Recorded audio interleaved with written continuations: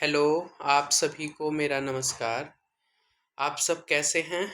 उम्मीद करते हैं आपका स्वास्थ्य अच्छा होगा, पढ़ाई भी सुचारू रूप से चल रही होगी। तो हम आज शुरू करने वाले हैं एनसीईआरटी जियोग्राफी क्लास 9th की। इसके पहले मैंने लूसेंट की मॉडर्न हिस्ट्री अपलोड कर दी थी और उसके पहले मैंने जियोग्राफी क्लास 8 की अपलोड कर दी थी। उम्मीद करते हैं कि जो भी पॉइंट मैंने लगभग ये 20 पेज में आपको मिलेंगे, जिसमें से एमसीक्यू से लेकर के सारे क्वेश्चंस आपको मिल जाएंगे। वैसे तो इसमें से कोई भी क्वेश्चंस बाहर नहीं आएगा, कोई ऐसा पॉइंट नहीं है जो मैं छोड़ा हूँ। सबके सब पॉइंट मैंने इसमें समराइज किया हुआ है। हो सकता है कि दो पॉइंट वैसे ना के बराबर ही छूटा है। तो मेरे ख्याल से यदि आप ये नोट्स पढ़ लेते हैं तो ज्योग्राफी की बुक पढ़ने की कोई ज़रूरत नहीं पड़ेगी। आप इसी को 2 बार 3 बार 4 बार जितनी बार बनकर वीडियो को देखें। पीडीएफ को प्रिंट आउट करवा लें। पीडीएफ के लिए टेलीग्राम चैनल का लिंक हम आपको डिस्क्रिप्शन में दे देंगे। वहाँ से जाएंगे, फाइल से जा करके डाउनलोड कर लेंगे, प्रिंट आउट निकाल करके वीडियो चला करके सामने से अंडरलाइन करते हुए पढ़ेंगे। टाइम को वेस्ट न करते अपनी चीज़ों को शुरू करते हैं। पहला ये चैप्टर है, जो चैप्टर है भारत, आकार और स्थिति। देखिए, भारत उत्तरी गोलार्ध में स्थित है, ठीक है ना। मुख्य भाग 8 डिग्री 4 मिनट उत्तर से 37 डिग्री 6 मिनट उत्तर अक्षांश, याद रखिएगा। इसका जो उत्तरी अक्षांश है वो 8 डिग्री 4 मिनट से 37 डिग्री 6 मिनट और 68 डिग्री 7 मिनट पूर्व से 97 डिग्री 25 मिनट पूर्वी देशांतर है। मतलब ये इसकी अक्षांशीय विस्तार है और ये इसका देशांतरी विस्तार है। भारत का अक्षांशीय विस्तार 8 डिग्री 4 मिनट से 37 डिग्री 6 मिनट और देशांतरी विस्तार 68 डिग्री 7 मिनट से 97 डिग्री 25 मिनट तक है। उसके बाद कह रहा है कि कर्क रेखा 23.5 डिग्री मतलब 23 डिग्री 30 मिनट उत्तर में 2 बराबर भागों में बांटती है। उसके बाद है कि भारत के भूभाग का क्षेत्रफल लगभग 32.8 वर्ग किलोमीटर है, जो आपके विश्व के कुल क्षेत्रफल का लगभग 2.4% है। उसके बाद हम जानते हैं कि ये 7वां सबसे बड़ा देश है, किसके हिसाब से? क्षेत्रफल की दृष्टि से, ठीक है ना। क्षेत्रफल की दृष्टि से सबसे बड़ा देश कौन सा है, आप लोग कमेंट में जरूर करके बताएंगे। मेरी वीडियो आप लोगों को कैसी लग रही है, आपका सजेशन आप जरूर मेरे कमेंट बॉक्स में लिखें, आप लोगों का रिप्लाई मैं जरूर दूंगा। स्थल रेखा की लंबाई जो है वो 15,200 किलोमीटर है और तटीय रेखा की लंबाई 7516.6 किलोमीटर है, ठीक है ना। इन दोनों को जोड़ देंगे तो कंप्लीट आपको पता चल जाएगा। इसके पश्चिम में अरब सागर और पूर्व में बंगाल की खाड़ी है। उसके बाद देखते हैं पॉइंट आपका, अक्षांश तथा देशांतर का विस्तार लगभग 30 डिग्री है, परंतु पूर्व पश्चिम का विस्तार उत्तर दक्षिण के विस्तार की अपेक्षा कम प्रतीत होता है। जो आपका पूर्व और पश्चिम का जो विस्तार है ना, वो उत्तर दक्षिण के विस्तार से कम प्रतीत होता है, ठीक है ना। गुजरात से अरुणाचल प्रदेश की स्थानीय समय में लगभग 2 घंटे का अंतर पाया जाता है। मतलब टाइमिंग का डिफरेंस है गुजरात और अरुणाचल प्रदेश में। 82 डिग्री 30 मिनट मतलब इसको बोलते हैं 82.5 डिग्री। पूर्वी देशांतर रेखा भारत की एक मानक यामोत्तर मानी जाती है, जो कहाँ से निकली है? उत्तर प्रदेश में मिर्जापुर से होकर के गुजरती है। क्लियर है। पूछता है भारत की मानक यामोत्तर रेखा भारत के किस राज्य से होकर गुजरती है? तो पहला राज्य होगा आपका वही उत्तर प्रदेश। उत्तर प्रदेश के किस जगह से? तो मिर्जापुर जगह से होकर के गुजरती है। अक्षांश का प्रभाव दक्षिण से उत्तर की ओर दिन एवं रात की अवधि पर पड़ता है। उसके बाद भारत का सबसे दक्षिणतम बिंदु जो हो वो इंदिरा बिंदु है। नेक्स्ट पॉइंट देखते हैं, भारतीय भूखंड एशिया महाद्वीप के पूर्व और पश्चिमी के मध्य में स्थित है। दक्षिण का पठार हिंद महासागर में शीर्षवत फैला हुआ है। हिंद महासागर में किसी भी देश की तटीय सीमा भारत जैसी नहीं है। यानी कह रहा है कि जो दक्षिण का पठार है ना, हिंद महासागर के शीर्षवत फैला हुआ है, ठीक है ना। उसके बाद देखते हैं नेक्स्ट पॉइंट,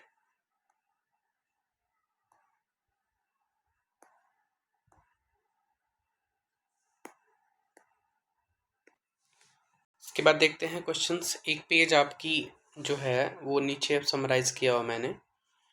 भारत का देखिएगा, भारत का सबसे पूर्वी देशांतर कौन सा है? तो आपको देखिए यहाँ 68 डिग्री 7 मिनट पूर्वी।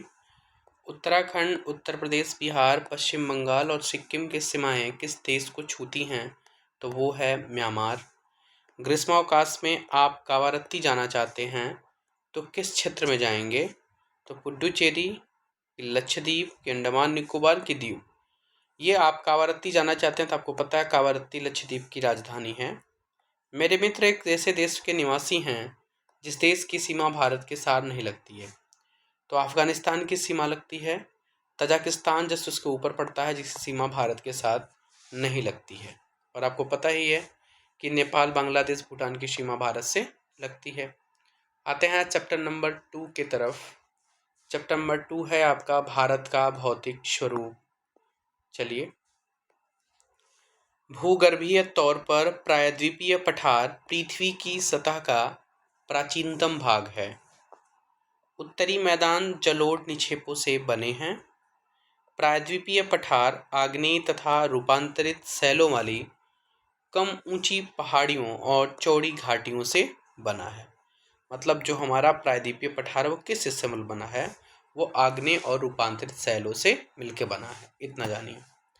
भारत का मुख्य भौगोलिक वितरण देखते हैं। हिमालय पर्वत श्रृंखला, उत्तरी मैदान से प्रायद्वीपीय पठार, भारतीय मरुस्थल, तटीय मैदान और द्वीप समूह। ये भारत की मुख्य भौगोलिक वितरण है। मतलब भारत को इन श्रेणियों में बांटा गया है। ठीक है ना। नेक्स्ट पॉइंट आते हैं, देखते हैं क्या है नीचे। नेक्स्ट देखिए कि हिमालय युवा वलीद पर्वत है। ये पूछता है हिमालय किस प्रकार का पर्वत है? पहली बात कि वलीद पर्वत है। वलीद में सबसे युवा वलीद पर्वत है। सिंधु से लेकर के ब्रह्मपुत्र तक यह फैला है। विश्व की सबसे ऊंची पर्वत श्रेणी है ये हिमालय, और 2400 किलोमीटर की लंबाई में ये फैला हुआ है। कितने किलोमीटर की लंबाई में? 2400 किलोमीटर की लंबाई में फैले हैं। यह एक अर्धवृत्त का निर्माण करता है। किससे? अर्धवृत्त का, ऐसे इस टाइप का निर्माण करता है। इसकी चौड़ाई कश्मीर में लगभग 400 किलोमीटर और अरुणाचल प्रदेश में लगभग 150 किलोमीटर। डायरेक्ट क्वेश्चन पूछ सकता है, मैं डायरेक्ट ही पॉइंट आउट करके लिखा हूँ। पूछ देगा कि हिमालय के अरुणाचल प्रदेश में चौड़ाई कितनी है? तो 150 है। या पूछ देगा कि कश्मीर में कितनी चौड़ाई है? तो 400 किलोमीटर है। फिर पश्चिम भाग की अपेक्षा पूर्वी भाग की ऊंचाई में अधिक विविधता पाई जाती है। क्लियर है ना। आते हैं नेक्स्ट पॉइंट की तरफ। पॉइंट है ये कि उत्तरी मैदान के पश्चिम भाग को पंजाब का मैदान कहा जाता है। पूछेगा पंजाब का मैदान कौन है? तो उत्तरी मैदान का पश्चिमी भाग। सिंधु की सहायक नदियां झेलम, चिनाब, रावी, ब्यास, सतलज। ध्यान दीजिएगा, इस सब के सब सिंधु की सहायक नदियां कौन कौन नदियां हैं? झेलम, चिनाब, रावी, ब्यास, सतलुज। इस सब के सब हिमालय से ही निकलती हैं। ठीक है ना। और मैदान के भाग में दोआब की संख्या बहुत अधिक है। मैदान के भाग में दोआब जो होते हैं ना, दोआब जो दो नदियों के बीच का जो भाग होता है ना, वो दोआब कहलाता है। गंगा के मैदान का विस्तार घग्गर और तीस्ता नदियों के बीच है। जो गंगा का मैदान है ना, वो घग्गर और तीस्ता नदियों के बीच का पार्ट है। ध्यान दीजिएगा। भाबर, भाबर जो है वो शिवालिक की ढाल पर लगभग 8 से 16 किलोमीटर की चौड़ाई की पट्टी की गुटिका है। भाबर क्या है? शिवालिक की ढाल है जो 8 से लेकर के 16 तक किलोमीटर की चौड़ी पट्टी की गुटिका है।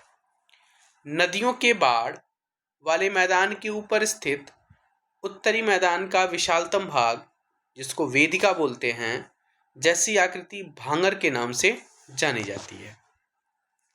इस क्षेत्र में मृदा में चूनेदार निक्षेप पाए जाते हैं, जिससे स्थानीय भाषा में हम कंकड़ का नाम देते हैं। मतलब उसकी मिट्टी काफ़ी पथरीली होती है, कंकड़ टाइप का होता है, मतलब मोटी होती है। बाढ़ वाले मैदान के नए तथा युवा निक्षेपों को हम क्या कहते हैं? खादर कहते हैं। मतलब खादर एक तरीके से बोल सकते हैं। एक्चुअली ये जलोढ़ मिट्टी के दो पार्ट होते हैं। दो पार्ट का एक होता है भांगर और दूसरा होता है खादर। तो खादर जो होता है वो युवा में आता है। तो और उसमें क्या होता है, खादर की जो मिट्टी होती है काफ़ी पतली होती है। जब आप क्लास 10th की NCERT पढ़ेंगे उसमें दिया हुआ है। और उसके बाद जो आपकी बांगर होती है वो थोड़े से उसमें चूना का मात्रा ज़्यादा पाया जाता है, जिसकी वजह से उसको कंकड़ी मिट्टी के भी नाम से जानते हैं। ठीक है ना। तो नर्मदा नदी के उत्तर में प्रायद्वीपीय पठार का वह भाग जो कि मालवा के पठार के अधिकतर भागों पर फैला है उसे मध्यम उच्च भूमि के नाम से जाना जाता है। क्लियर है मेरी बात? चलिए नेक्स्ट देखते हैं। अधिकतर भागों में फैला उसे उच्च भूमि के नाम से जाना जाता है, तो हो गया था। दक्षिण का पठार एक त्रिभुजाकार भूभाग है। दक्षिण का जो पठार है उसका आकार कैसा है? त्रिभुजाकार है, जो नर्मदा नदी के दक्षिण में स्थित है। उत्तर में इसके चौथे आधार पर सतपुड़ा श्रृंखला है, जबकि महादेव कैमूर की पहाड़ी मैकाल श्रृंखला इसके पूर्वी विस्तार हैं। इस पठार का एक भाग उत्तर पूर्व में भी देखा जा सकता है, जिसे हम स्थानीय रूप से मेघालय का नाम देते हैं, और उसे कार्बी एंगलांग का मतलब मेघालय में कार्बी एंगलांग का पठार कहाँ पाया जाता है? मेघालय में, और उत्तर कचार पहाड़ी के नाम से भी हम जानते हैं। ठीक है ना। जो दक्षिण का पठार है वो पहली बात की सतपुड़ा श्रृंखला का पार्ट है। ठीक है ना। उत्तर में चौथे आधार मतलब सतपुड़ा श्रृंखला का पठार। उसके बाद क्या करा है कि इसके जिसका मतलब स्थानीय नाम मेघालय में कार्बी एंगलांग का पठार बोला जाता है, और उत्तर में कचार की पहाड़ी के नाम से जानते हैं। उसके बाद देखते हैं कि पश्चिमी घाट को केवल दर्रों के द्वारा ही पार किया जा सकता है। पूछता है कि कौन सा पार्ट है पश्चिमी घाट की पूर्वी घाट की, इनको पार करने के लिए केवल दर्रों का सहारा लिया था, तो केवल आपका पश्चिमी घाट है। ठीक है ना। पश्चिमी घाट पूर्वी घाट की अपेक्षा ऊंचा है। इंपॉर्टेंट पॉइंट, जो पूर्वी घाट है वो नीचे है और पश्चिमी घाट थोड़ा सा उससे ऊंचा है। पूर्वी घाट की चौड़ाई औसत ऊंचाई लगभग 600 मीटर है, और पश्चिमी घाट की लगभग 900 से लेकर के 1600 मीटर के आसपास है। क्या है? पूर्वी घाट मतलब पश्चिमी घाट की अपेक्षा काफ़ी नीचे है, और पश्चिमी घाट ऊपर है मतलब ऊंचा है। तो पश्चिमी घाट की ऊंचाई कितनी है? लगभग 900 से लेकर के 1600, और पूर्वी घाट की औसत ऊंचाई 600 मीटर। पूर्वी घाट अनियमित है, मतलब ऐसे वैसे ऊपर नीचे उबड़ खापड़, वो केवल नदियों के कटाव की वजह से है, और बंगाल की खाड़ी में गिरने वाली नदियों ने इनको काट दिया। बात आ गई? क्लियर है? अब आते हैं नेक्स्ट तरफ। पश्चिमी घाट में पर्वतीय वर्षा होती है। पर्वतीय वर्षा किस में होती है? पश्चिमी घाट में होती है। पश्चिमी घाट की उत्तर से दक्षिण की तरफ बढ़ती है। पश्चिमी घाट की जो ऊंचाई है ना, वो ये ऊंचाई है, वो उत्तर से दक्षिण की तरफ बढ़ती है। इस घाट के ऊंचा शिखर जो है ना, वो अन्नाईमुड़ी है और डोडा बेट्टा। पूछता है अन्नाईमुड़ी और डोडा बेट्टा किस घाट की ये उच्च शिखर हैं? तो पश्चिमी घाट की। तो पश्चिमी घाट के सबसे ऊंचे शिखर कौन है? अन्नाईमुड़ी। उसके बाद कौन है? तो डोडा बेट्टा। अन्नाईमुड़ी का जो लेंथ है वो ऊंचाई कितनी है? 2695 मीटर, मतलब 2695 मीटर के आसपास है ये। उसके बाद आते हैं हम पूर्वी घाट की तरफ। तो पूर्वी घाट का सबसे ऊंचा शिखर कौन सा है? तो महेंद्रगिरी है। वो कितना है? तो 1500 मीटर के आसपास है। और पश्चिमी घाट का अन्नाईमुड़ी है। पूर्वी घाट के दक्षिण पश्चिम में सेवराई की पहाड़ियाँ और जावड़ी की पहाड़ियाँ पाई जाती हैं। पूछेगा कि जो सेवराई की पहाड़ियाँ वो किस घाट में पड़ती हैं? तो पूर्वी घाट में। ठीक है ना। चलिए आगे बढ़ते हैं। प्रायद्वीपीय पठार की एक विशेषता है कि यहाँ पाई जाने वाली सभी काली मृदाएं हैं, जिसे हम दक्कन ट्रैप के नाम से जानते हैं। यानी काली मृदा को हम दक्कन ट्रैप के नाम से भी जानते हैं। इसकी उत्पत्ति जो हुई वो ज्वालामुखी से, इसलिए इसे सैल आग्नेय भी कहते हैं। यानी इसकी उत्पत्ति सैलों से मानते हैं, ज्वालामुखी से मानते हैं, इसलिए इनको हम क्या बोलते हैं? सैल आग्नेय भी कहते हैं। नेक्स्ट देखते हैं। नेक्स्ट पॉइंट आपके सामने है कि अरावली पहाड़ियाँ प्रायद्वीपीय पठार के पश्चिम और उत्तर पश्चिम किनारे पर स्थित हैं। यह गुजरात से लेकर के दिल्ली तक फैली हुई हैं। अरावली पहाड़ी के पश्चिम किनारे पर थार मरुस्थल है। लूनी यहाँ की सबसे बड़ी नदी है। लूनी नदी को आपको बता दें कि मरुस्थली नदी के भी नाम से जानते हैं। इसकी डिस्टेंस बहुत कम होती है और ये मरुस्थलीय भाग में जाकर के कच्छ के रन की नदी है ये, और काफ़ी कम डिस्टेंस, यानी पानी भी कम होता है, काफ़ी कम डिस्टेंस की नदी है ये, और मरुस्थल में ही अपने आप को विलुप्त भी हो जाती है। तो अरावली पहाड़ी के पश्चिमी किनारे पर स्थित थार का मरुस्थल है और यहाँ पर लूनी की सबसे बड़ी नदी है। बरकांस, बरकान के समूह जैसलमेर में देखे जा सकते हैं क्या? अर्धचंद्राकार बालू का टीला। ये कहाँ देखे जाते हैं? बरकान के समूह में। जैसलमेर गए होंगे आप लोग, जैसलमेर मरुस्थलीय इलाका है, वहाँ पे ट्रिप पे भी लोग जाते हैं। पश्चिमी तट के उत्तरी भाग को कोंकण, यानी कोंकण का पार्ट कौन सा है? मुंबई और गोवा वाला पार्ट, यानी पश्चिमी तट। पश्चिमी तट का जो उत्तरी भाग है, पश्चिमी तट का उत्तरी भाग, उत्तरी भाग का मतलब जस्ट ऊपर वाला पार्ट, वो मुंबई और गोवा, यानी कोंकण के पार्ट में कौन सा पड़ता है? मुंबई और गोवा। और मध्य भाग जो कन्नड़ का मैदान है, और दक्षिण भाग को मालाबार तट कहा जाता है, यानी बीच वाला जो पार्ट पड़ता है ना, वो कन्नड़ का मैदान होता है, और जो नीचे वाला पार्ट है पश्चिमी पार्ट का, वो आपका मालाबार तट कहलाता है। ठीक है ना? यानी पूछे कि मुंबई कौन सा पार्ट है पश्चिम का, तो कोंकण का भाग है ये। बंगाल की खाड़ी के साथ साथ विस्तृत मैदान चौड़ा और समतल उत्तरी में उत्तरी सरकार और दक्षिण भाग कोरोमंडल तट पाया जाता है। ठीक है ना? चलिए नेक्स्ट देखते हैं। नेक्स्ट क्या है कि महानदी गोदावरी, कृष्णा और कावेरी इस तट पर विशाल डेल्टा का निर्माण करती हैं। चिल्का झील उड़ीसा में भारत की खारे पानी की सबसे बड़ी झील है, जो महानदी डेल्टा के दक्षिण में स्थित है। लक्षद्वीप केरल के मालाबार तट पर स्थित है। ये छोटे प्रवाल द्वीपों से बना है।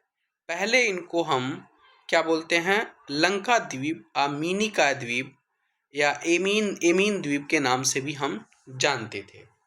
1973 में इसे लक्षद्वीप रखा गया। लक्षद्वीप का नाम कब रखा गया है?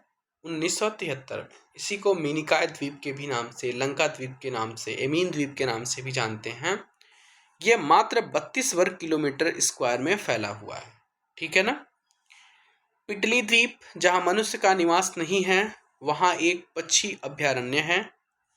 ग्रेट बैरियर रीफ ऑस्ट्रेलिया में है, जो प्रवाल रोधिका का अच्छा उदाहरण है। ये ग्रेट बैरियर रीफ कंप्लीटली प्रवाल भित्ति से मिलकर बना हुआ है। ऑस्ट्रेलिया में है ग्रेट बैरियर रीफ। प्रवाल, ये प्रवाल किससे बन के होते हैं? ये बने होते हैं कैल्शियम कार्बोनेट के। कैल्शियम कार्बोनेट के ये बने होते हैं। चलें हम आगे, चलिए नेक्स्ट देखते हैं। भारत का एकमात्र जो सक्रिय ज्वालामुखी है ना, वो अंडमान निकोबार द्वीप समूह के बैरन द्वीप पर स्थित है। यानी भारत का एक सक्रिय ज्वालामुखी कहाँ है, किस द्वीप पर स्थित है? तो बैरन द्वीप है, जो कहाँ पड़ता है? अंडमान निकोबार द्वीप समूह में पड़ता है। उत्तरी मैदान देश के अंग भंगर है।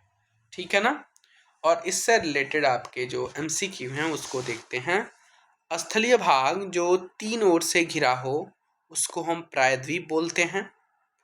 गोवा के दक्षिण में स्थित पश्चिमी तटीय पट्टी, जिसको हम क्या नाम देते हैं? कोंकण का नाम देते हैं। पूर्वी तट का सबसे सर्वोच्च शिखर अभी आपने पढ़ा था महेंद्रगिरी, और पश्चिमी तट आपका क्या है? अन्नाईमुड़ी है। भारत के पूर्वी भाग में म्यांमार की सीमा का निर्धारण करने वाले पर्वतों का संयुक्त नाम क्या है? पूर्वांचल। क्या नाम उसका? पूर्वांचल। अब इसी के साथ हमारा चैप्टर नंबर 2 खत्म होता है। हम आते हैं चैप्टर नंबर 3 की तरफ। चलिए, अपवाह। क्या है ये चैप्टर? अपवाह है। कलर को हम चेंज कर लेते हैं इसी के साथ। आइए देखिए, अपवाह शब्द एक क्षेत्र की नदी तंत्र की व्याख्या करता है। एक नदी तंत्र के द्वारा जिस क्षेत्र का जल प्रवाहित होता है, उसे एक अपवाह द्रोणी कहते हैं। विश्व की सबसे बड़ी अपवाह द्रोणी अमेजन नदी की है। भारत के गंगा नदी की अपवाह द्रोणी सबसे बड़ी है। गंगा की अपवाह द्रोणी मतलब कि गंगा सबसे लंबी नदी, ये कहने का मतलब ये। हिमालय की अधिकतर नदियां बारहमासी, मतलब क्या होता है कि वर्ष भर लगभग पानी भरी होती हैं। जो हिमालय से निकलती हैं नदियां बारहमासी कहलाती हैं। जैसे आपका सिंधु एवं ब्रह्मपुत्रा पर्वतों को काटकर गार्डों का निर्माण करती हैं। ठीक है ना, गार्जों गार्जों का निर्माण करती हैं, यानी गार्ज बनाने वाली मुख्यतः नदी सिंधु और ब्रह्मपुत्र हैं। मध्य एवं निचले भाग में ये नदियां विसर्प, गोखुर झील का भी निर्माण करती हैं। यही नदियां पूर्ण विकसित डेल्टाओं का भी निर्माण करती हैं। क्लियर है ना? चलिए नेक्स्ट देखते हैं। अधिकतर प्रायद्वीपीय नदियां मौसमी होती हैं क्योंकि इनका प्रवाह वर्षा पर निर्भर है। प्रायद्वीपीय भारत की अधिकतर नदियां पश्चिमी घाट से निकलती हैं तथा बंगाल की खाड़ी की तरफ बहती हैं। प्रायद्वीपीय नदियां जो होती हैं ना, वो पश्चिमी घाट से निकलती हैं और बंगाल की खाड़ी की तरफ बहती हैं। सिंधु गंगा ब्रह्मपुत्रा नदियां हिमालय से निकलती हैं। कहाँ से निकलती हैं? हिमालय से निकलती हैं। सिंधु तिब्बत के मानसरोवर झील से निकलती है और पश्चिम की ओर बहती हुई जम्मू कश्मीर के लद्दाख जिले में प्रवेश करती है।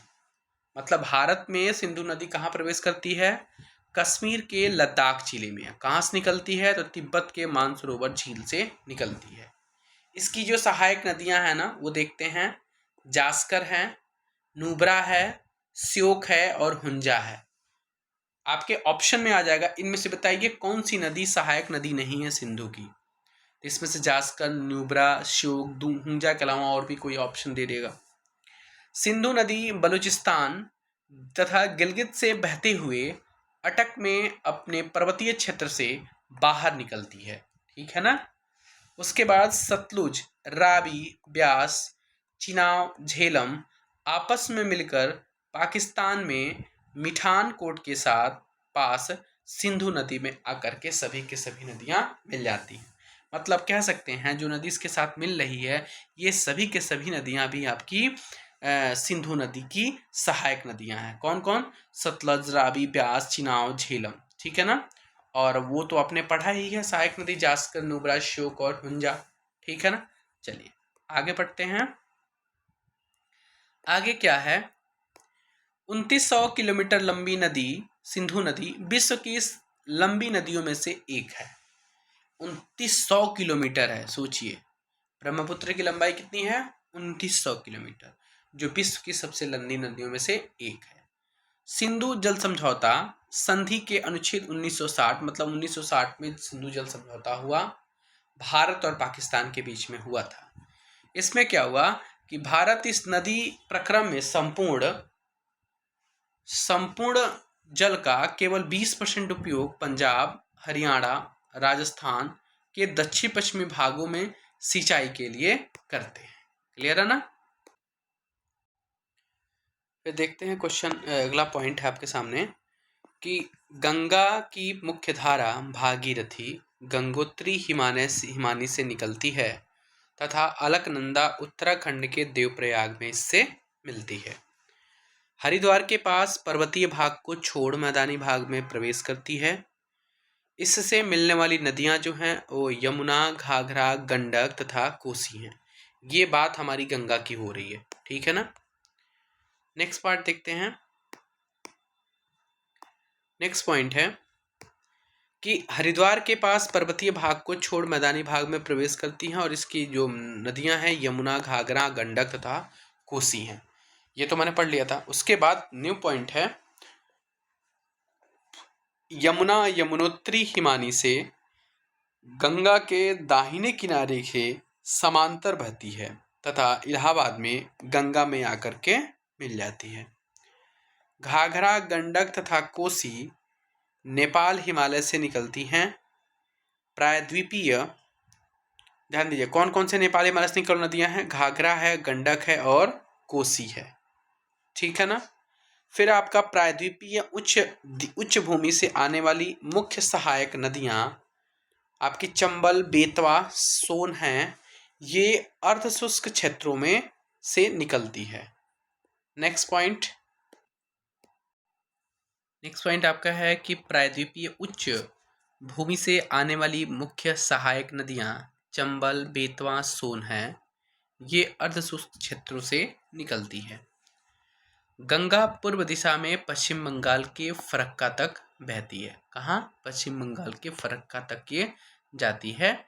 गंगा और ब्रह्मपुत्र समुद्र में विलीन होने से पहले मेघना के नाम से जानी जाती हैं।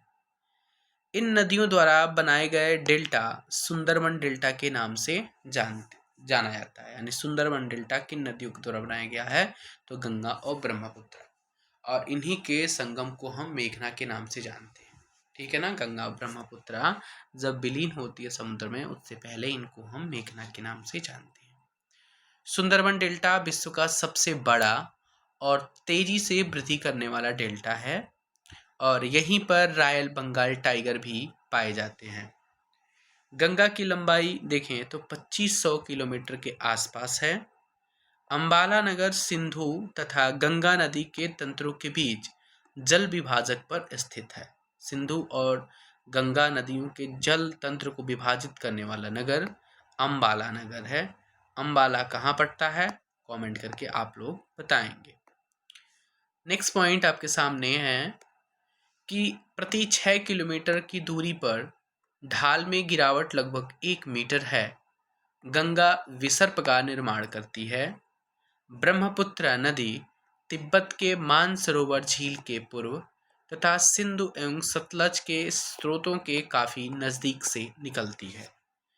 नामचा बारवा शिखर 7,757 मीटर के पास, इसकी मतलब ऊंचाई है, पास पहुंचकर यह अंग्रेजी के यू जैसा मोड़ बनाकर अरुणाचल में गार्ज के माध्यम से प्रवेश करती है।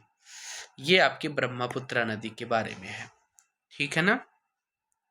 ब्रह्मपुत्र को तिब्बत में सांगपो और बांग्लादेश में जमुना के नाम से जाना जाता है। सांगपो तिब्बत में कहते हैं ब्रह्मपुत्र को, और जमुना बांग्लादेश में कहते हैं। असम में ब्रह्मपुत्र के अनेक धाराओं में बहकर एक गुम्फित नदी के रूप में बहती है। उत्तर भारत की अन्य नदियों के विपरीत ब्रह्मपुत्र नदी में सिल्ट निक्षेपण की मात्रा बहुत अधिक होती है। इसके कारण नदी की सतह बढ़ जाती है और यह बार बार अपनी धारा के मार्ग में परिवर्तन लाती है, और यही कारण होता है बाढ़ आने का। क्लियर है ना? पॉइंट नेक्स्ट देखते हैं। नेक्स्ट पॉइंट आपके सामने है कि प्रायद्वीपीय भाग की अधिकतर मुख्य नदियां जैसे महानदी, गोदावरी, कृष्णा, कावेरी पूर्व की ओर बहती है और बंगाल की खाड़ी में गिरकर अपने मुहाने पर डेल्टा का निर्माण करती है। जो प्रायद्वीपीय की जो नदियां हैं, जैसे महानदी, गोदावरी, कृष्णा, ये सब डेल्टा का निर्माण करती हैं। ठीक है ना? नर्मदा और तापी पश्चिम की तरफ बहती है। इंपॉर्टेंट है ये। नर्मदा और तापी किधर बहती हैं? पश्चिम की तरफ, तथा ज्वारनद मुख का निर्माण करती हैं, मतलब एस्चुरी का निर्माण करती हैं। यानी ऐसे मान सकते हैं, जो भी नदियां यदि बंगाल की खाड़ी में गिरती होंगी वो डेल्टा का निर्माण करेंगी, और जो नदियां बंगाल की खाड़ी में नहीं गिरती हैं वो आपकी क्या बनाती हैं? ज्वारनद का निर्माण करती हैं, एस्चुरी का निर्माण करती हैं। ठीक है ना? नर्मदा का उद्गम मध्य प्रदेश में अमरकंटक पहाड़ी के निकट है, और पश्चिम की ओर एक भ्रंश घाटी में बहती है। पश्चिम की ओर कहाँ बहती है? भ्रंश घाटी में बहती है। जबलपुर के निकट गहरे गार्ज से बहती तथा धुआंधार प्रपात का भी ये निर्माण करती है। जबलपुर के निकट गार्ज से बहती हुई धुआंधार प्रपात का निर्माण करती है। कौन? तो ये बात है नर्मदा का, और नर्मदा का उद्गम मध्य प्रदेश में अमरकंटक से है। क्लियर है ना? तापी का उद्गम मध्य प्रदेश के बैतूल जिले में है, सतपुड़ा की श्रृंखलाओं में है, और इसी तापी को बोलते हैं, इसकी द्रोणी मध्य प्रदेश, गुजरात और महाराष्ट्र में है। आते हैं फिर नेक्स्ट पॉइंट की तरफ। पश्चिम की ओर बहने वाली मुख्य नदियां हैं। कौन सी हैं मुख्य नदियां? जिससे साबरमती, माही, भारत पूजा और पेरियार, ये सभी के सभी नदियां पश्चिम की ओर बहने वाली नदियां हैं। जैसे साबरमती, साबरमती गुजरात के साबरकांठा जिला से, माही नदी मध्य प्रदेश, गुजरात और राजस्थान में बहती है, भारत पूजा नदी तमिलनाडु के कोयम्बटूर में बहती है, और पेरियार नदी आपको पता है, पेरियार नदी केरल में और तमिलनाडु में बहती है।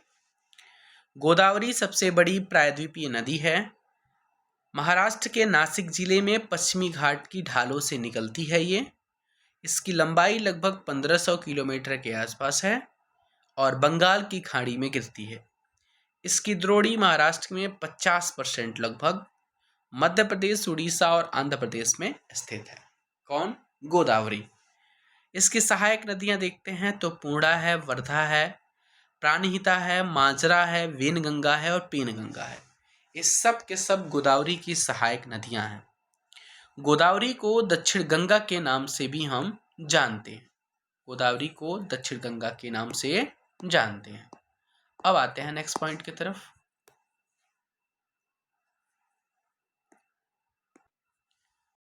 फिर आपका नेक्स्ट पॉइंट है कि महानदी का उद्गम छत्तीसगढ़ की उच्च भूमि से है तथा यह उड़ीसा से बहते हुए बंगाल की खाड़ी में मिल जाती है।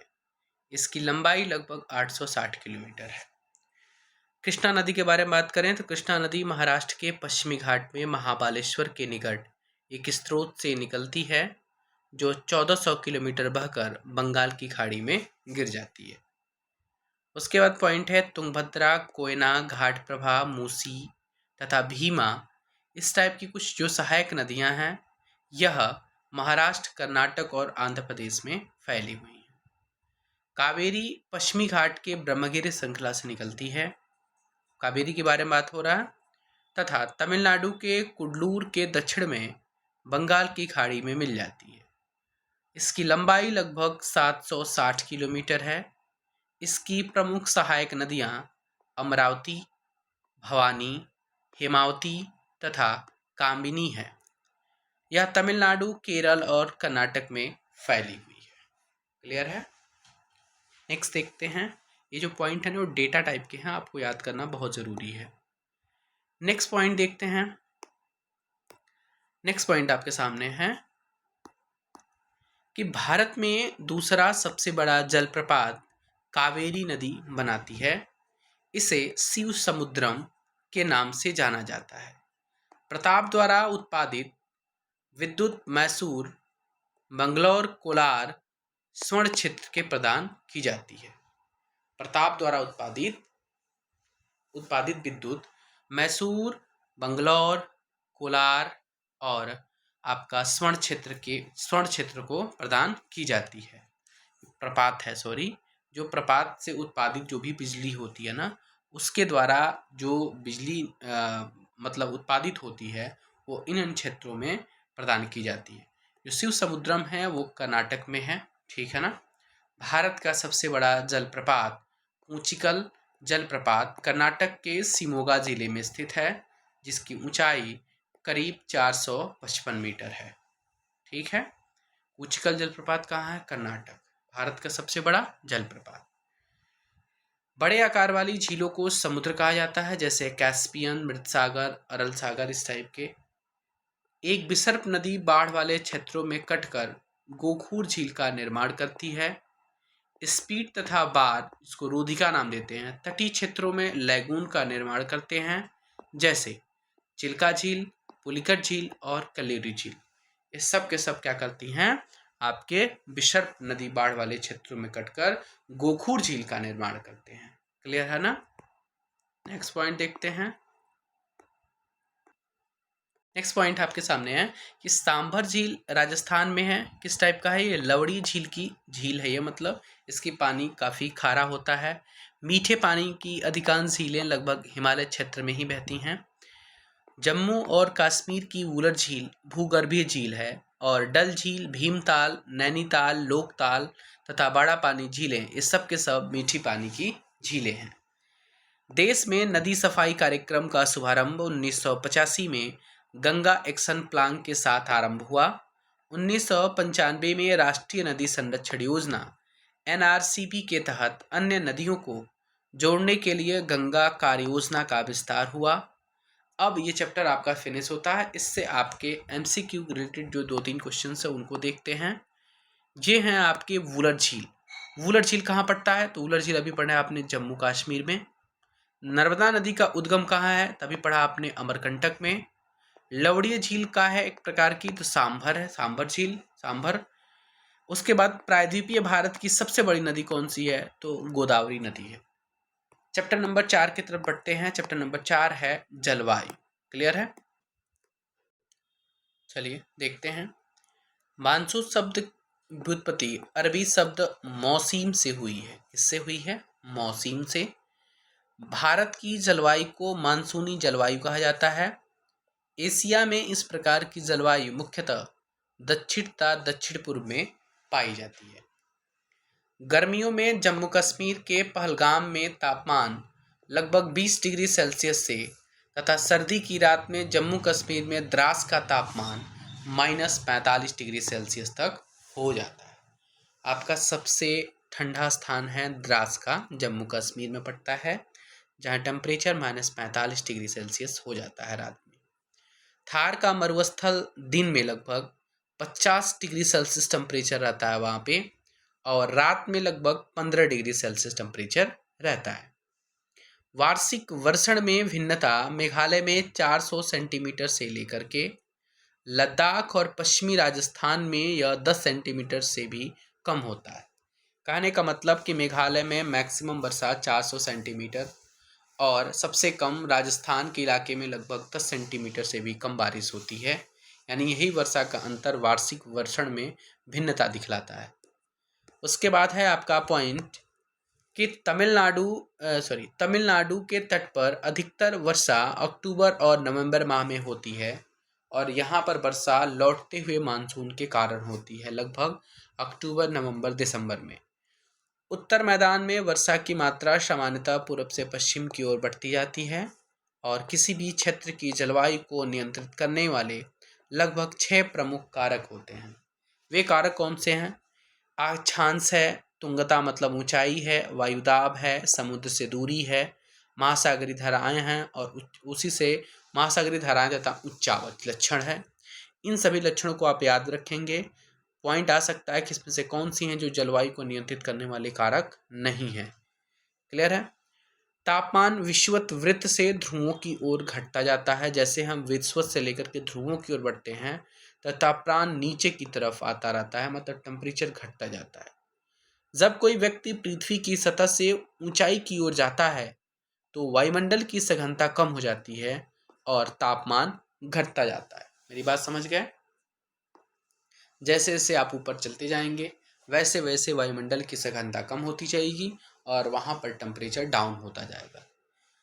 पॉइंट है आपके सामने कि देश का लगभग आधा भाग कर्क वृत्त के दक्षिण में स्थित है, जो उष्णकटिबंधीय तथा शेष भाग उत्तर में स्थित उपोष्णकटिबंधीय है। इसलिए भारत की जलवायु में उष्ण और उपोष्णकटिबंधीय जलवायु दोनों की विशेषताएं हैं। हिमालय की औसत ऊंचाई लगभग 6000 मीटर के आसपास है। तटीय क्षेत्र में इसकी अधिकतम ऊंचाई मात्र 30 मीटर है। उसके बाद पॉइंट है आपका नेक्स्ट पॉइंट है उत्तर भारत उत्तर पूर्वी व्यापारिक पवनों वाले क्षेत्र में स्थित है। ये पवने उत्तरी गोलार्ध के उपोष्ण कटिबंधीय उच्च दाब पट्टियों से उत्पन्न होता है। सामान्यतः इन पवनों में नमी की मात्रा बहुत कम पाई जाती है। उसके बाद का पॉइंट है कि पृथ्वी के घूर्णन के कारण उत्पन्न आभासी बल को कोरियालिस बल कहते हैं। इस बल के कारण पवने उत्तरी गोलार्ध में दाहिनी तथा दक्षिणी गोलार्ध में बाईं की ओर विक्षेपित हो जाती हैं। इसे फेरल का नियम भी कहा जाता है। क्लियर है ना मेरी बात? चलिए, ये पॉइंट है जो आप लोगों को याद रखना पड़ेगा। बिल्कुल, कोरियोलिस बल क्या होता है, फिर आपके फेरल का नियम कहाँ लगता है, ये मैंने बता दिया आपको। फेरल का नियम वहाँ लगता है जहाँ पर आपका बल पौने उत्तरी गोलार्ध में दाहिनी की तरफ, ठीक है ना, और दक्षिणी गोलार्ध में बाएं की तरफ विक्षेपित होती है। अरे होना तो चाहिए उत्तरी गोलार्ध में दाहिना नहीं बाएं की तरफ, लेकिन हो रहा है दाएं की तरफ। वही दो दक्षिण गोलार्ध में बाएं होना दाएं होना चाहिए, तो बाएं की ओर भी क्षेपित हो रही है, मतलब उल्टा हो रही है। इसे ही हम बोलते हैं फेरल का नियम। क्या बोलते हैं? फेरल का नियम। तो कोरियालिस बल क्या होता है? तो जो पृथ्वी घूर्णन कर रही है और उस घूर्णन से आपको जो बल आभास हो रहा है, आभासी बल का मतलब आभास होने वाला बल, उसी को बोलते हैं कोरियालिस बल। क्या बोलते हैं? कोरियालिस बल। पॉइंट नेक्स्ट है आपके सामने कि शीत ऋतु में हिमालय के उत्तर में उच्च दाब होता है। ग्रीष्म ऋतु में आंतरिक एशिया एवं उत्तर पूर्वी भारत के ऊपर निम्न दाब का क्षेत्र उत्पन्न होता है। इसके कारण गर्मी के दिनों में वायु की दिशा पूरी तरह से परिवर्तित हो जाती है। दक्षिण पश्चिमी मानसून पवनें करा की कोस्ट महासागरों के ऊपर से बहती हैं, नमी ग्रहण करती हैं तथा भारत की मुख्य भूमि पर वर्षा कराती हैं। क्लियर है ना? फिर आपका जेट धाराएं। जेट धाराएं जो हो, टेम्परेचर इनका 27 से लेकर के 30 डिग्री सेल्सियस 27 डिग्री से लगभग 30 डिग्री इनका एंगल होता है जेट धाराओं के चलने का। उत्तरी अक्षांशों के बीच स्थित होते हैं कौन? जेट धाराएं। इसीलिए इन्हें उपोष्ण कटिबंधीय जेट धाराएं कहा जाता है। ठीक है ना? उसके बाद पॉइंट है आपके सामने, जेट धाराएं एक संकरी पट्टी में स्थित क्षोभ मंडल में अत्यधिक लगभग 12,000 मीटर से अधिक इसकी ऊंचाई होती है। ये पश्चिमी हवाएं होती हैं। कौन सी हवाएं होती हैं? पश्चिमी हवाएं। गर्मी में लगभग 110 किलोमीटर प्रति आवर और सर्दी में लगभग 184 किलोमीटर प्रति आवर की गति से चलती हैं। उनमें सबसे सबसे सबसे स्थिर मध्य अक्षांशीय एवं उपोष्ण कटिबंधीय जेट धाराएं हैं। क्लियर है ना? नेक्स्ट पॉइंट है कि भारत की जलवायु मानसूनी पवनों से अधिक प्रभावित है, अतः उष्णकटिबंधीय अंतः उष्णकटिबंधीय अभिसरण क्षेत्र के बारे में है। ये विषुवतीय अक्षांशों में विस्तृत गर्त एवं निम्न दाब का क्षेत्र होता है। यहीं पर उत्तर पूर्वी और दक्षिण पूर्वी व्यापारिक पवनें आपस में मिलती हैं। ठीक है? यह अभिसरण क्षेत्र है, विषुवत वृत्त के लगभग समांतर होता है, लेकिन सूर्य के आभासी गति के साथ साथ उत्तर तथा दक्षिण की तरफ खिसकता है। फिर आता है नेक्स्ट पॉइंट कि डार्विन उत्तरी ऑस्ट्रेलिया तथा ताहित मतलब प्रशांत महासागर के 18 डिग्री दक्षिण के दाब के अंतर की गणना मानसून की तीव्रता के पूर्वानुमान के लिए की जाती है। अगर दाब का अंतर निगेटिव हो तो इसका अर्थ है कि औसत से कम तथा विलंब से आने वाला मानसून। एल नीनो दक्षिण दोलन से जुड़ा हुआ गर्म समुद्री जलधारा है, जो पेरू की ठंडी धारा के स्थान पर 2 या 5 वर्ष के अंतराल में पेरू के तट से होकर बहती है। उसके बाद पॉइंट है आपका मानसून का समय जो माना जाता है, वो मानसून का समय जून के आरंभ से मध्य सितंबर तक लगभग 100 से 120 दिनों तक ये रहता है। मानसून भारतीय प्रायद्वीप के दक्षिणी छोर से प्रवेश करता है। 10 जून के आसपास ये मुंबई पहुंचता है और जून के ही प्रथम सप्ताह में असम पहुंच जाती है। मध्य जून तक अरब सागर शाखा, उसके बाद है कि सौराष्ट्र, कच्छ और देश के मध्य भागों में पहुंच जाता है। क्लियर है? नेक्स्ट पॉइंट देखते हैं। नेक्स्ट पॉइंट आपके सामने है कि दिल्ली में मानसूनी वर्षा खाड़ी शाखा से लगभग 29 जून तक पहुंचती है। जुलाई के प्रथम सप्ताह में पश्चिमी उत्तर प्रदेश, पंजाब, हरियाणा और पूर्वी राजस्थान में पहुंचता है। फिर उत्तर पश्चिम राज्यों से सितंबर में ये बारिश प्रारंभ होती है और मानसून की वापसी भी दिसंबर के प्रथम सप्ताह से जनवरी के प्रथम सप्ताह तक उत्तर दक्षिण की ओर होता है। भारत में मुख्यतः 4 प्रकार की ऋतुएं पाई जाती हैं, ये शायद सबको पता होगा। शीत ऋतु में उत्तर पूर्वी व्यापारिक पवनें स्थल से समुद्र की ओर बहती हैं। कम दाब वाली प्रणाली भूमध्य सागर और पश्चिमी एशिया के ऊपर उत्पन्न होती हैं तथा पश्चिमी पवनों के साथ भारत में प्रवेश, इसके कारण शीतकाल में मैदानों में वर्षा होती है।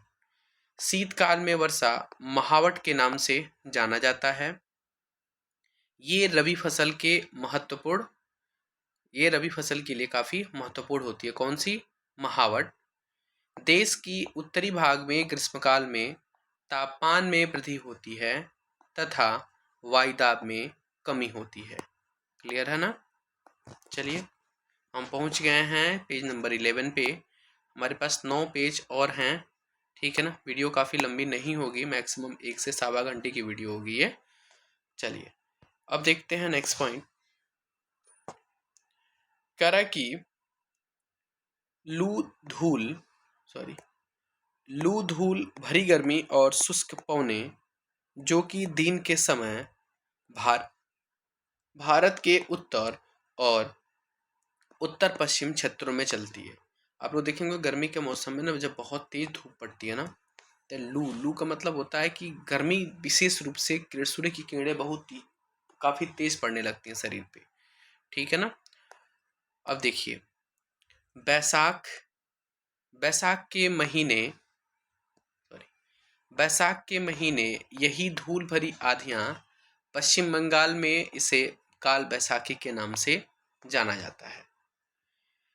ग्रीष्म ऋतु के अंत में कर्नाटक एवं केरल में पूर्वी मानसून वर्षा होती है, जिसके कारण आम जल्दी पक जाते हैं। इसे ही आम्र वर्षा का नाम देते हैं। खासी पहाड़ी के दक्षिणी श्रृंखलाओं में स्थित मासीन राम विश्व में सबसे अधिक औसत वर्षा प्राप्त करता है। पहले आपका चेरापूंजी था, लेकिन इस समय विश्व में सबसे ज्यादा बारिश आपके मासीराम में होता है। गंगा की घाटी में पूरब से पश्चिम की ओर वर्षा की मात्रा लगभग घटती जाती है। वर्षा में विराम में आर्द्र एवं शुष्क दोनों तरह के अंतराल पाए जाते हैं। अक्टूबर के प्रारंभ में मानसून पवनें उत्तर के मैदान से हट जाती हैं तथा अक्टूबर नवंबर का महीना गर्म वर्षा ऋतु से शीत ऋतु में परिवर्तन का काल होता है। उच्च तापमान एवं आर्द्रता वाली अवस्था के कारण दिन का मौसम असहाय हो जाता है। इसे क्वार का उमस भी कहते हैं, ठीक है ना? क्वार का उमस मतलब क्वार के बाद कार्तिक आती है, ये इस समय काफी उमस होता है। क्लियर है? चलिए नेक्स्ट देखते हैं। नेक्स्ट पॉइंट आपके सामने कि पश्चिमी तट के भागों एवं उत्तर पूर्वी भारत में लगभग 400 सेंटीमीटर वार्षिक वर्षा होती है, किंतु पश्चिमी राज्य पंजाब, हरियाणा, गुजरात के भागों में 60 सेंटीमीटर से भी कम वर्षा होती है। इससे रिलेटेड जो एमसीक्यू हैं उनको देखते हैं। किस स्थान पर विश्व में सबसे अधिक वर्षा होती है? तभी मैंने पढ़ा मासिनराम में, पहले चिरापुंजी में होता था। ग्रीष्म ऋतु में उत्तरी मैदान में बहने वाली जो पवनें होती हैं, अभी मैंने पढ़ा, उसको लू बोलते हैं। भारत के उत्तर पश्चिम भाग में शीत ऋतु में होने वाली वर्षा के लिए उत्तरदायी है क्या? तो मानसून की वापसी, ठीक है ना? भारत में मानसून का आगमन मई के प्रारंभ में हो जाता है। क्लियर है ना? उसके बाद आता है चैप्टर नंबर 5। चैप्टर नंबर 5 क्या है? प्राकृतिक वनस्पति तथा वन्य प्राणी। क्लियर है ना? भारत विश्व के मुख्य 12 जैव विविधता वाले देशों में से एक है। भारत में लगभग 1500 फूलों के पौधे हैं, जो कि विश्व में फूलों के पौधों का लगभग 6% होता है। प्राकृतिक वनस्पति अक्षत वनस्पति कहलाती है। वनस्पति जगत शब्द का अर्थ किसी विशेष क्षेत्र में किसी विशेष समय में पौधों की उत्पत्ति से है। मरुस्थल की बलुई मृदा में कटीली झाड़ियां तथा नदियों के डेल्टा क्षेत्र में पर्णपाती वन पाए जाते हैं। पर्वतों की ढलानों में शंकुधारी वन पाए जाते हैं। सन 2003 में वनों का कुल क्षेत्रफल लगभग 68 लाख वर्ग किलोमीटर था। फॉरेस्ट रिपोर्ट 2011 में वनों का कुल क्षेत्रफल भारत के क्षेत्रफल का लगभग 21.05% है। अब आप करंट डेटा भी आ गया, फॉरेस्ट रिपोर्ट पढ़ सकते हैं आप। चलिए नेक्स्ट पॉइंट देखते हैं। नेक्स्ट पॉइंट क्या कहता है, कलर को हम चेंज कर लेते हैं। चलिए, उसके बाद है कि उष्णकटिबंधीय वर्षावन, जहां 200 सेंटीमीटर से अधिक वर्षा के साथ कुछ समय के लिए शुष्क ऋतु पाई जाती है। ये वन पश्चिमी घाटों के अधिक वर्षा वाले क्षेत्रों, लक्षद्वीप, अंडमान और निकोबार द्वीप समूहों, असम के ऊपरी भागों तथा तमिलनाडु के तट तक सीमित है। कौन? उष्णकटिबंधीय वर्षा वन। इस वर्षा वन में लगभग 200 सेंटीमीटर से भी अधिक बारिश होती है। उसके बाद है कि यह वन लगभग साल भर हरे भरे रहते हैं। जब बारिश इतनी होगी तो जाहिर सी बात है हरा भरा रहेगा। व्यापारिक महत्व के कुछ यहाँ पे वृक्ष होते हैं, जिससे आबनूस, जिसको एबोनी के नाम से जानते हैं, महोगनी का वुड, रोजवुड का, रबड़ का, सिकोना का, ये सारे वृक्ष आपके उष्णकटिबंधीय प्रदेश के अंतर्गत पाए जाते हैं। एक सींग वाले जो गैंडे हैं वो असम में पाए जाते हैं, वेरी वेरी इंपॉर्टेंट, और असम, बंगाल तथा पश्चिम बंगाल के दलदली क्षेत्रों में मिलते हैं।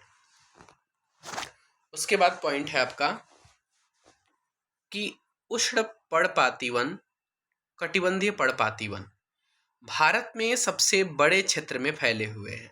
क्लियर है ना? इन्हें मानसून वन भी कहते हैं। इस क्षेत्र में लगभग 70 सेंटीमीटर से लेकर के 200 सेंटीमीटर तक बारिश होती है। जब ये मौसमी मानसून वन है तो जिस हिसाब से मौसम होता होगा उस हिसाब से बारिश होती होगी। यह 6 से 8 सप्ताह के लिए अपनी पत्तियां गिरा देते हैं। आर्द्र या नम पर्णपाती वन में प्रमुख रूप से सागौन का वृक्ष आता है।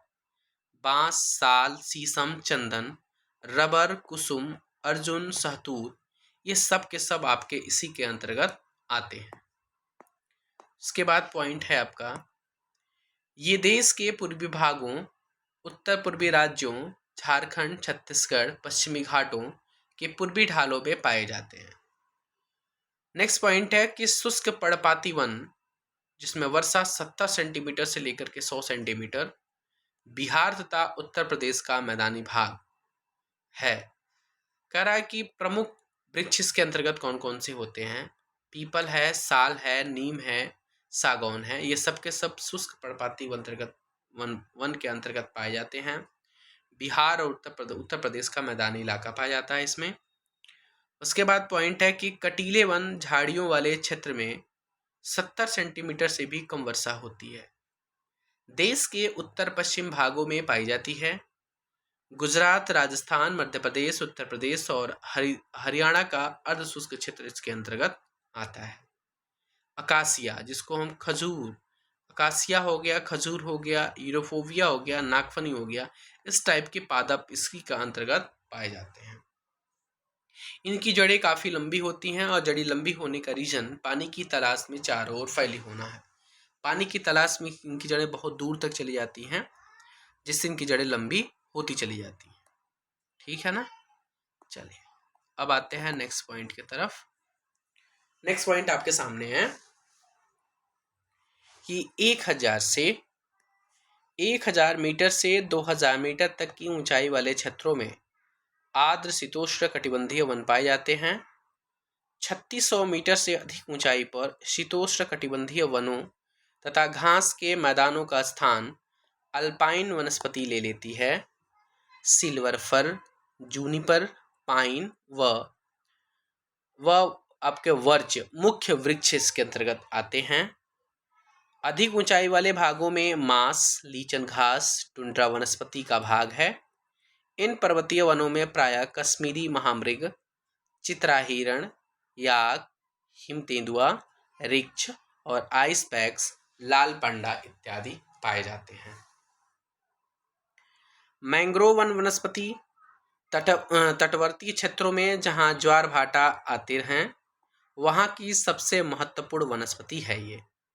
घने मैंग्रोव के पौधों की जड़ें पानी में हमेशा डूबी रहती हैं। क्लियर है ना? उसके बाद देखिए क्या है पॉइंट। नेक्स्ट पॉइंट है कि गंगा, ब्रह्मपुत्रा, महानदी, गोदावरी, कृष्णा तथा कावेरी नदियों के डेल्टा भाग में यह वनस्पति पाई जाती है। कौन सा? मैंग्रोव वाला। गंगा ब्रह्मपुत्रा डेल्टा में सुंदरी वृक्ष पाए जाते हैं। सुंदर वृक्ष कहाँ पाए जाते हैं? गंगा ब्रह्मपुत्रा के डेल्टा में। अरायल बंगाल टाइगर इस क्षेत्र का मतलब मैंग्रोव वन का सबसे प्रसिद्ध जानवर है। आयुर्वेद में लगभग 2000 पादपों का वर्णन, कम से कम 500 निरंतर प्रयोग में है। उसमें लाल सूची में लगभग 352 पादप को जोड़ा गया है। 52 पादप अति संकटग्रस्त के अंतर्गत हैं और 49 पादपों को विनिष्ट होने का खतरा भी है। सर्पगंधा जो है वो रक्तचाप मतलब ब्लड प्रेशर के लिए प्रयोग में लाया जाता है, जो केवल का केवल भारत में ही पाया जाता है। सर्पगंधा कहाँ पाया जाता है? केवल भारत में। किसके लिए? ब्लड प्रेशर के लिए इम्पोर्टेंट है ये, मतलब काफ़ी बेनिफिशियल होता है। जामुन जो होता है वो डायबिटीज़ के पेशेंट खा सकते हैं, पाचन शक्ति से अच्छी रह सकती है। अर्जुन की जो छाल होते हैं ना, इनके पत्तों का रस और कान के दर्द के इलाज में होता है। बबुल जो होता है ना, इसके पत्ते आँख की पूसी के लिए, आँख की जो फूसी होती है ना, फुंसी आँख पे जो नहीं होता है, फोड़े वोड़े हो जाते हैं, उनके लिए आपके बबुल काफ़ी इम्पोर्टेंट है। नेक्स्ट देखिए नीम आपको पता ही है कि जैव और जीवाणु प्रतिरोधक होता है ये। तुलसी पादप होता है, जैसे जुकाम खांसी हो गई हो, आपको हल्की फुल्की फीवर आ रहा हो, तो आप काले चाय में तुलसी के पत्ते को डाल करके पी सकते हैं। कचनार का नाम आप लोगों ने सुना होगा। कचनार जैसे मान लीजिए आपके कहीं वाउंड घाव हो गया, फोड़ा हो गया, उसके लिए और दम्मा रोगों के लिए भी कचनार का उपयोग किया जाता है। देश में लगभग 2000 से अधिक पक्षियों की प्रजातियां हैं लगभग, जो विश्व का लगभग 13% है। ठीक है ना? हमारे देश में 2000 से अधिक प्रजातियां पाई जाती पक्षियों की, जो विश्व का लगभग 13% है। भारत में विश्व के लगभग 5 से 8% तक उभयचरी सरीसृप तथा स्तनधारी जानवर पाए जाते हैं। स्तनधारी में जैसे मान लीजिए हाथी सबसे महत्वपूर्ण है, जो असम, कर्नाटक, केरल के उष्ण तथा आर्द्र वनों में पाई जाते हैं। हाथी कहाँ सबसे ज्यादा पाई जाती है? असम, कर्नाटक और केरल के उष्ण तथा आर्द्र वनों में। उसके बाद पॉइंट है आपका कि आपके जो कच्छ के रण में एक जंगली गधे पाए जाते हैं। जंगली गधे कहाँ पाए जाते हैं? कच्छ की रण में। भारतीय जीव सुरक्षा अधिनियम। भारत विश्व का अकेला देश जहां शेर तथा बाघ दोनों पाए जाते हैं। भारतीय शेरों का प्राकृतिक वास स्थल गुजरात में गिर जंगल है। बाघ मध्य प्रदेश तथा झारखंड के वनों, पश्चिम बंगाल के सुंदरवन तथा हिमालय क्षेत्रों में पाए जाते हैं। हिमालयी क्षेत्रों में लद्दाख की बर्फीली ऊंचाइयों में याक पाए जाते हैं, जो गुद्देदार सींगों वाला बैल जैसा वजन लगभग 1 टन का होता है। उसके बाद कह रहा है कि कियांग जो तिब्बती जंगली गधे होते हैं ये भी पाए जाते हैं। उसके बाद पॉइंट है आपका, फिर नेक्स्ट पॉइंट आपके सामने है कि घड़ियाल मगरमच्छ की प्रजाति का ऐसा प्रतिनिधि है जो केवल भारत में पाया जाता है। मतलब घड़ियाल मगरमच्छ का ही एक रूप है, लेकिन भारत के अलावा और किसी देश में नहीं पाया जाता है, केवल भारत में पाया जाता है। कौन? घड़ियाल। दूसरे फॉर्म में भी क्वेश्चन पूछा जा सकता है, दिमाग को फ्रेश रखें। शीत ऋतु में साइबेरियन सारस, जिसको हम प्रवासी पक्षी बोलते हैं, बहुत संख्या में आते हैं और इनका मनपसंद स्थान कच्छ का रण है। जिस स्थान पर मरुभूमि समुद्र से मिलती है वहाँ लाल सुंदर कलंगी वाली फ्लैंगमियोंग हजारों की संख्या में आती हैं और खारे कीचड़ के ढेर बनाकर उसमें घोंसले बनाती हैं। ये याद रखिएगा नाम, फ्लैंग फ्लैमिंगोए और लाल सुंदर कलंगी वाली ये होती हैं फ्लैमिंगोए। फ्लैमिंगोए नाम है इसका, हजारों की संख्या में आती हैं और कीचड़ में अपना घोंसला बनाती हैं। देश में 18 जीवमंडल हैं, ठीक है ना। इसमें से 10 आपके कहाँ कहाँ हैं, आपके देख लिए कौन कौन से हैं। ये जो जिसमें से जो 10 है ना, जैसे सुंदरवन, नंदा देवी, मन्नार की खाड़ी, नीलगिरी, नारकेट, ग्रेट निकोबार, मानस, सिमलीपाल, पंचमढ़ी, अचनकमर, अमरकंटक, ये गणना विश्व के सभी जीव मंडल नीचे में की गई है। इसके पहले क्वेश्चन आया था, आप लोग ध्यान दीजिएगा, ठीक है ना। उसके बाद नेक्स्ट पॉइंट आपका 103 नेशनल पार्क हैं, 535 वन्य प्राणी अभ्यारण्य है, ठीक है ना। अभय भवन जिसको बोलते हैं, अभयवन राष्ट्र की पादप तथा जीव संपत्ति की रक्षा के लिए बनाए गए हैं, ठीक है ना। उसके बाद चैप्टर से रिलेटेड जो भी एमसीक्यू आपके सामने है वो है कि रबड़ का संबंध किस प्रकार की वनस्पति से है। तो रबड़ का संबंध उष्णकटिबंधीय वर्षावन से संबंधित है। सिनकोना के वृक्ष कितनी वर्षा वाले क्षेत्र में पाए जाते हैं, तो वो पाए जाते हैं 100 सेंटीमीटर के वर्षा वाले क्षेत्र में। सिमलीपाल जीव मंडल कहाँ है, तो सिमलीपाल उड़ीसा में पड़ता है। ये बहुत ज़्यादा इम्पोर्टेंट है, कई बार एग्जाम में आ भी चुका है ये। भारत के कौन से जीवमंडल निचय विश्व के जीवमंडल निचय में शामिल नहीं है, तो वो है आपका मानस। मानस आपका नहीं शामिल है, अभी आपने पढ़ा था 10 जीव ऐसे मंडल हैं जो आपके शामिल हैं। तो मन्नार की खाड़ी भी है, नीलगिरी भी है, नंदा देवी भी है। चैप्टर नंबर 6 की तरफ बढ़ते हैं, इंपॉर्टेंट है आपके दृष्टिकोण से, एग्जाम के दृष्टिकोण से। जनसंख्या क्या है, ये चैप्टर आपका जनसंख्या है।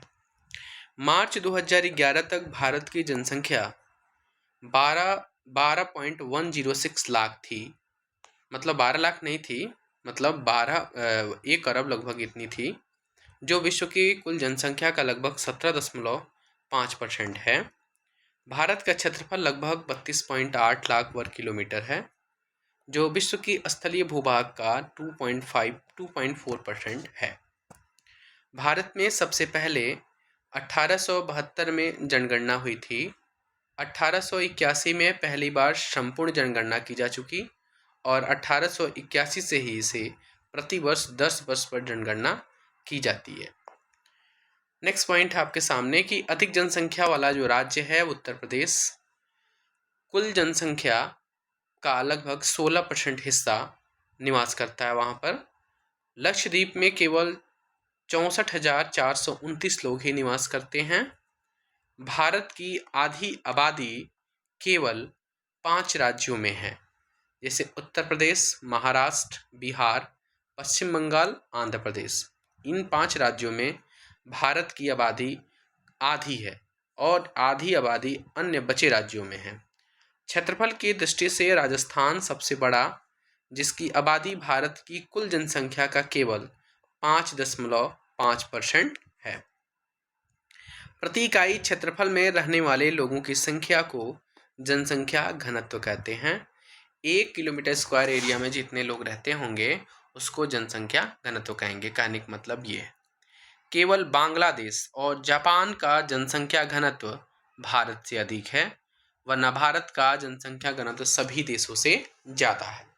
2011 में भारत का जनसंख्या घनत्व 382 व्यक्ति प्रति किलोमीटर स्क्वायर है।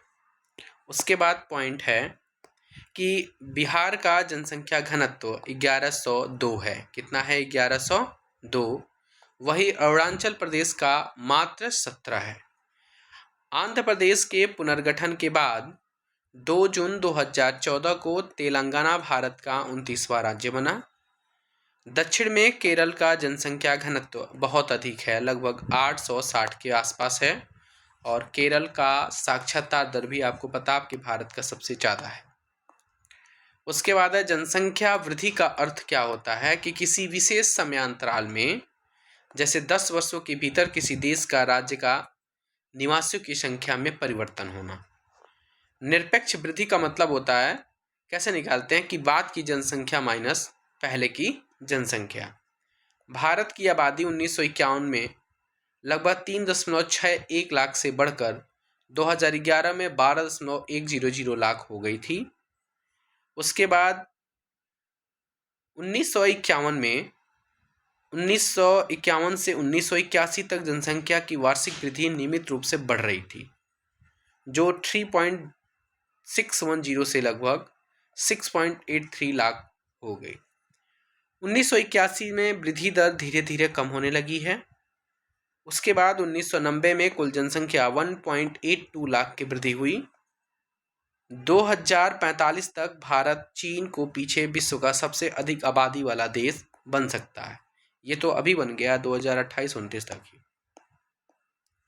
उसके बाद क्या कह रहा है पॉइंट कि जनसंख्या में होने वाले परिवर्तन की 3 प्रमुख प्रक्रियाएं हैं: जन्म दर, मृत्यु दर, प्रवास। एक वर्ष में प्रति 1000 व्यक्तियों में जितने जीवित बच्चों का जन्म होता है उसे जन्म दर कहते हैं। जन्म दर का मतलब मान लीजिए 1000 माताओं ने जन्म दिया और उनमें से कितने बच्चे जीवित बच गए, वही आपका जन्म दर कहलाएगा। मृत्यु दर में तेज गिरावट भारत की जनसंख्या में वृद्धि की दर का मुख्य कारण है। मतलब मृत्यु दर कम हुआ है, जिसकी वजह से भारत की जनसंख्या ज़्यादा है। रोजगार की वृद्धि में एवं अच्छे जीवन स्तर अभिकर्षण प्रभाव को दिखाता है। गरीबी, बेरोजगारी तथा ग्रामीण क्षेत्रों में अपकर्षण प्रभाव दिखाता है। जैसे मान लीजिए रोजगार में वृद्धि हुई, जीवन स्तर अच्छा हो गया, उसको बोलते हैं अभिकर्षण, जिसको हम पुल का नाम देते हैं। लेकिन जहाँ पर गरीबी, बेरोजगारी ग्रामीण क्षेत्रों में होती है ना, उसको बोलते हैं अपकर्षण प्रभाव, जिसको हम पुश का नाम देते हैं। 1951 में कुल जनसंख्या की 17.29% नगरीय थी, जो बढ़कर 21.8% हो गई थी 2011 में। एक दशक 2001 से लेकर के 11 के भीतर 10 लाख से अधिक जनसंख्या वाले नगरों की संख्या 35 से बढ़कर करके 53 हो गई थी। बच्चे जो सामान्यतः 15 वर्ष से कम होते हैं उन्हीं को मानते हैं। वयस्क जो होते हैं 15 से 59 वर्ष तक के होते हैं। ये जनसंख्या का कार्यशील वर्ग होता है, ठीक है ना। उसके बाद वृद्ध कौन होते हैं, तो वृद्ध जो होते हैं ना, वो 59 वर्ष से अधिक वाली आयु को हम वृद्ध बोलते हैं, ठीक है। कुछ लिंगानुपात आपके दिए हुए हैं, जैसे मान लीजिए भारत का लिंगानुपात जैसे 1951 में दिया हुआ है 946 था, आपको ये याद रखना है। उसके बाद 1981 में याद रखना कि 1981 में कितना था, तो 934 था। उसके बाद 2011 में हमारे भारत की जो लिंगानुपात है वो 943 है। क्लियर है ना। उसके बाद नेक्स्ट देखते हैं कि भारत सरकार ने 1952 में एक व्यापक परिवार नियोजन कार्यक्रम प्रारंभ किया। राष्ट्रीय जनसंख्या नीति लगभग 2000 में आई थी। इस चैप्टर लगभग फाइनल होने वाला है, फाइनल हो ही गया। MCQ करते हैं इसके कि किस क्षेत्र में प्रवास आबादी की संख्या, वितरण एवं संरचना में परिवर्तन लाता है, तो वो है प्रस्थान और गमन दोनों क्षेत्रों से, ठीक है। नहीं मान लीजिए कोई लोग यहाँ पे आ गए तो भी जनसंख्या में परिवर्तन हो जाता है, या लोग यहाँ से चले गए तो भी होता है। दूसरा क्वेश्चन, जनसंख्या में बच्चों का एक बहुत बड़ा अनुपात किसका परिणाम है, तब बच्चों का अनुपात यही है कि उस उच्च जन्म दर है। क्या है, यदि एक और ऑप्शन होता निम्न मृत्यु दर, तो भी ऑप्शन में सही होता। जनसंख्या वृद्धि का परिणाम क्या दर्शाता है, ये दर्शाता है कि प्रत्येक वर्ष लोगों की संख्या में होने वाली वृद्धि है, ठीक है ना। नेक्स्ट, उसके बाद पॉइंट है आपका कि 2011 की जनगणना के अनुसार एक साक्षर व्यक्ति वह है जिसकी उम्र 7 वर्ष हो, जो किसी भी भाषा को समझ के साथ पढ़ और लिख सकता हो, वही आपकी साक्षर व्यक्ति कहलाएगा। नहीं, साक्षर व्यक्ति कोई नहीं हो जाएगा। साक्षर व्यक्ति का मतलब उम्र 7 साल हो और किसी की भी भाषा वो पढ़ लिख ले रहा हो, समझ ले रहा हो। तो चलिए यहीं पर हमारी वीडियो ख़त्म होती है। बहुत छोटी वीडियो है, मात्र 1 घंटे 8 मिनट की वीडियो हुई है। तो आप लोग वीडियो को प्यार दें, वीडियो को देखें शुरू से लेकर के अंत तक। जो भी आप लोगों को कमियां हैं वो आप टेलीग्राम से जुड़ करके वहाँ पर भी बता सकते हैं। डिस्क्रिप्शन लिंक में आपका लिंक दिए हैं, वहाँ से टेलीग्राम चैनल ज्वाइन कर सकते हैं। जो भी आपको अच्छा लगे आप कमेंट जरूर सेक्शन करें, तो और अपने दोस्तों के पास ज़रूर शेयर कर दें। Thank you so much.